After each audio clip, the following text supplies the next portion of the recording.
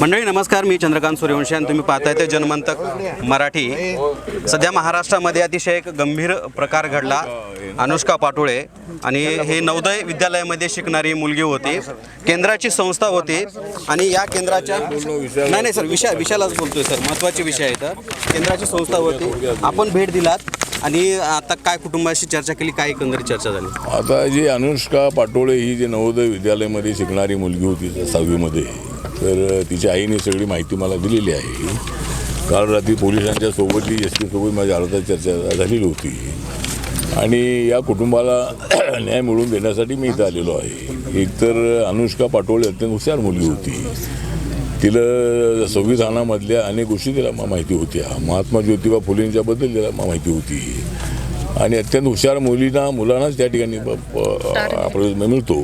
त्यामुळे ती अत्यंत हुशार असल्यामुळं 6वीमध्ये ती त्या ठिकाणी गेलेली होती आणि तिला त्या ठिकाणच्या काही लोकांनी तिच्यावर खोटा आळ घेऊन तिला मारहाण केलेली होती आणि त्या मारहाणीनंतर तिने आत्महत्या केली असं त्यांचं म्हणणं आहे। पण तिच्या आईकडून ज्या वेळेला मी सगळं ऐकलेलं आहे त्याच्यामध्ये याची सखोल चौकशी होणं आवश्यक आहे। CID मार्फत चौकशी झाली तर तिनं स्वतः आत्महत्या तिनं गळफास घेतलेला होता की त्याला गळफास लावला होता, या बाबींची चौकशी होणं अत्यंत आवश्यक आहे। आणि जर तसं आढळलं तर 302चा जो गुन्हा आहे तो गुन्हा त्या आरोपींवर लागणं अत्यंत आवश्यक आहे। 2 आरोपींना पकडलेलं आहे, ते आता जेलमध्ये आहेत, पण त्या ठिकाणचा प्रिन्सिपल आहे किंवा अजून जे कोण जबाबदार लोक आहेत त्यांच्यावरती कारवाई झाली पाहिजे अशी ही सगळ्यांची मागणी आहे। आणि CID इन्क्वायरी करण्याची मागणीसुद्धा त्या जी आहे ती मी मुख्यमंत्र्यांना पत्र लिहून मी त्यांच्याकडे मागणी करणार आहे आणि या प्रकरणाची CID चौकशी झाली पाहिजे आणि सत्य समोर आलं पाहिजे, एवढीच आमची सगळ्यांची भूमिका आहे।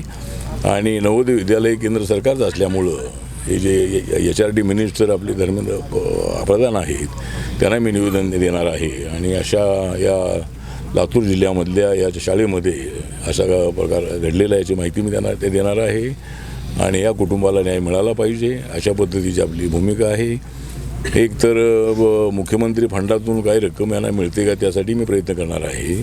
या कुटुंबातल्या एखादा कोणाला नोकरी देण्यासाठी आपण प्रयत्न करू आणि रिपब्लिकन पक्षाच्या वतीने 1 लाखाची मदत जी आहे ती आम्ही नंतर यांना पोचवू। तर आज मी कुटुंबाची भेट, तिच्या आईची भेट घेतलेली आहे आणि त्यांच्याकडून मला सगळी माहिती मिळालेली आहे, त्यामुळे नक्की मी या प्रकरणामध्ये लक्ष घालेन। सर ह्याच्यामध्ये FIR मध्ये बघा, FIR मध्ये लवचं चिन्ह लिहिलंय म्हणून ते FIR लिहिलेलं आहे, दुसरीकडे चोरीचा आरोप घातला जातोय।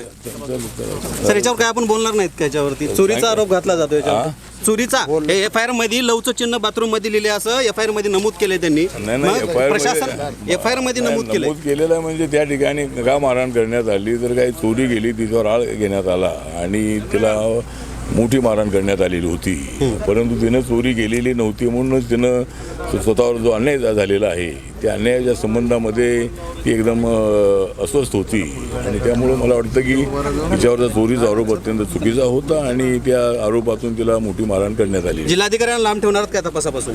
अशी काय सूचना करणार? जिल्हाधिकारी या तपासातून लांब गेले पाहिजे?